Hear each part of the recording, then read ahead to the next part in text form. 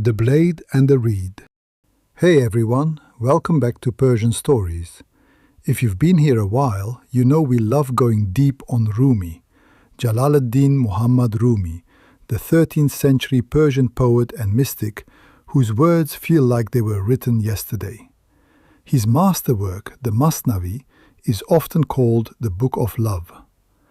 Today we're exploring The Blade and the Reed, a story that weaves together Rumi's ideas in a way that's going to hit different. Whether you're dealing with office politics or watching the news and wondering what is wrong with humanity, Rumi has something to say. Let's get into it. Part 1. The Drama in the Hall of Silence. Picture a half-lit room inside a natural history museum. Macedonian swords, Greek helmets, golden Achaemenid figurines, stone reliefs of ancient battles lining the walls. The lights are cold and artificial, the kind that make everything look important but feel hollow. Dr. Victor, sharp suit, sharper mind, walking with an ebony cane, stands before a group of graduate students, each of them hungry to make their mark on the academic world. Behind him, mounted on the wall, is a massive map tracing Alexander the Great's campaigns to the edge of India.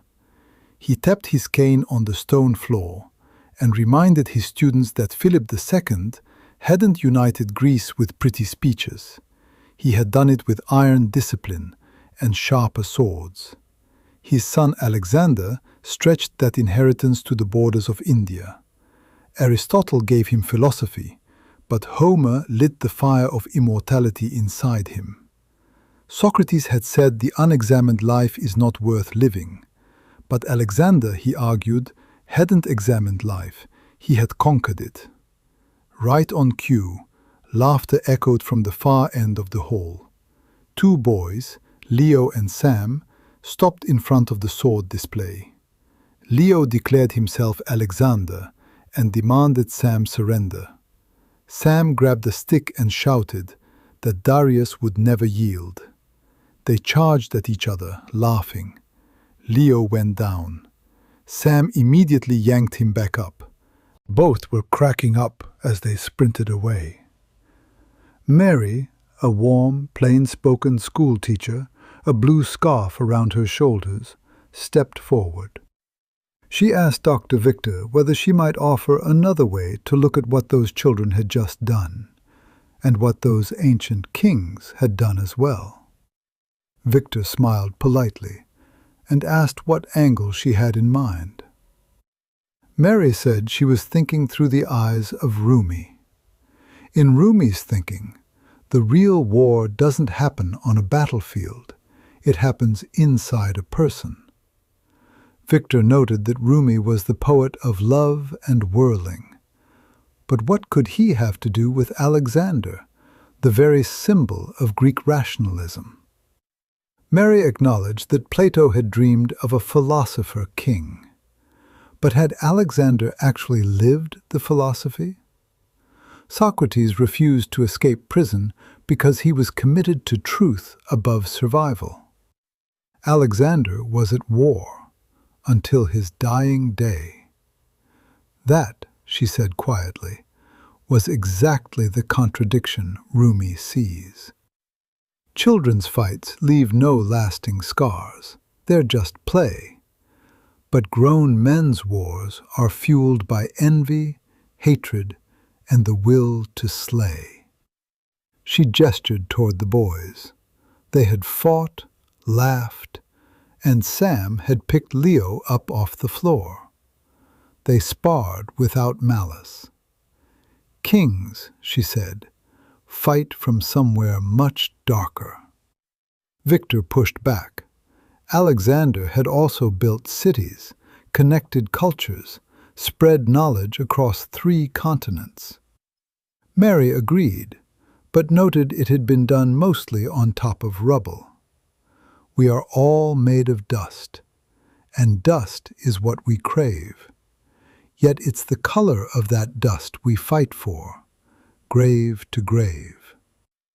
Just then, Leo grabbed a pencil from his bag, gripped it between his legs like a rider in the saddle, and took off galloping down the hall, shouting that his mighty steed would trample anyone in his path. 3 strides in, he lost his balance and tumbled to the floor, the pencil skittering away across the stone. Mary smiled and recited. One man places a stick between his legs, calls it a stallion, and swaggers on ahead.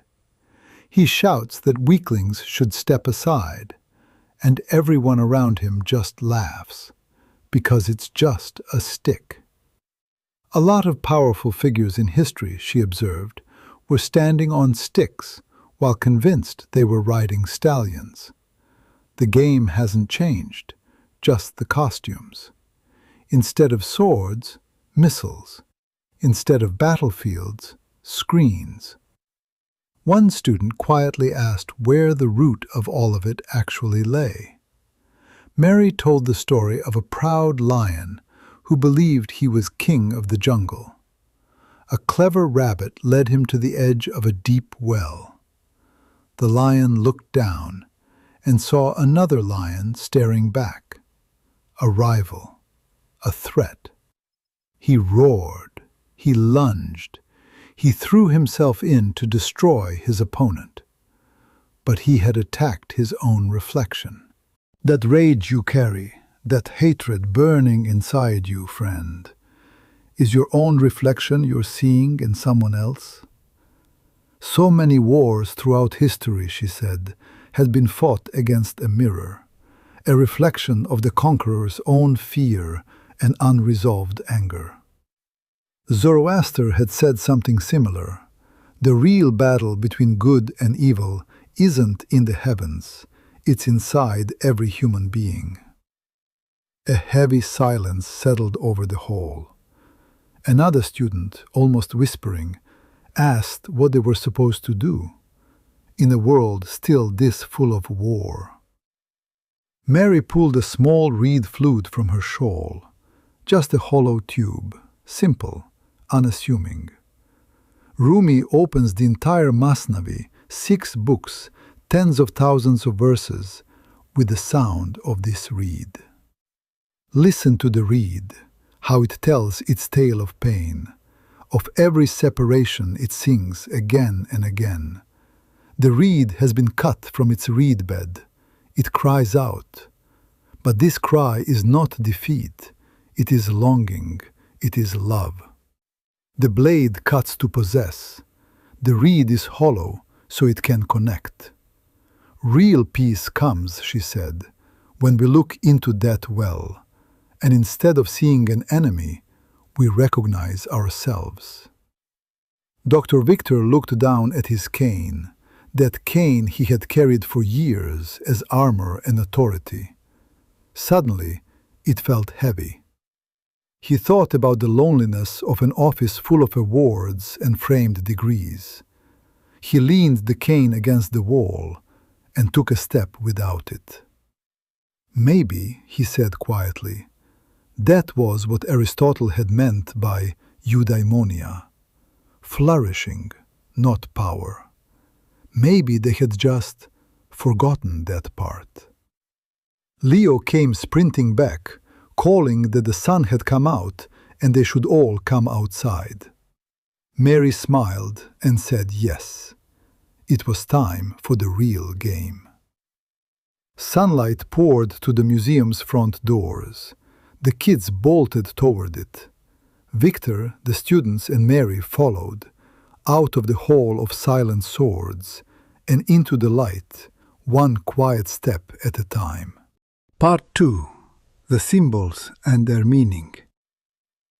4 symbols from the Mathnawi stand at the center of this story. The lion and Alexander represent the ego. Both define identity through dominance. Rumi's conviction is that the greatest enemy a person faces lives inside them, not in the world. Alexander conquered continents, but never conquered himself.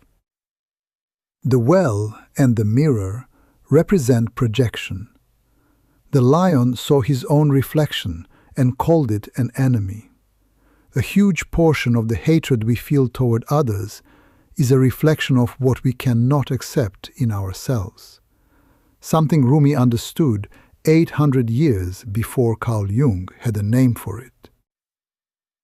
The stick horse represents hollow power, a child galloping on a pencil while demanding the world step aside.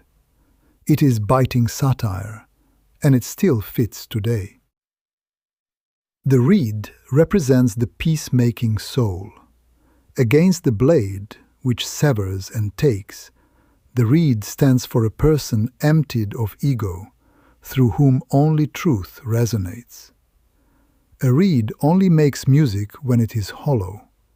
A person only touches truth when emptied of arrogance. Part 3. What this means for us right now.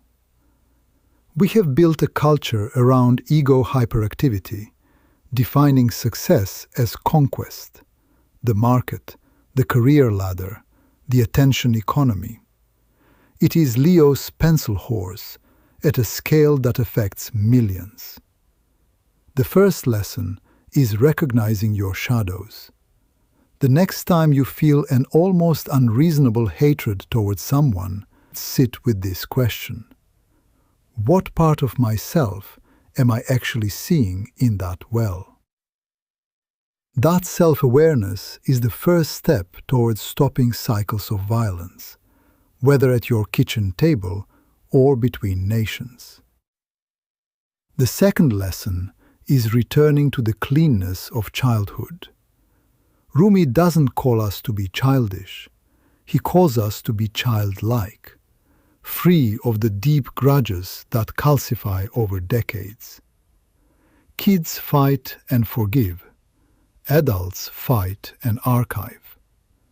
The goal isn't naivety, it's freedom. The third lesson is choosing the reed over the blade. What truly connects human beings is never what divides them. A better life comes from winning the war within yourself.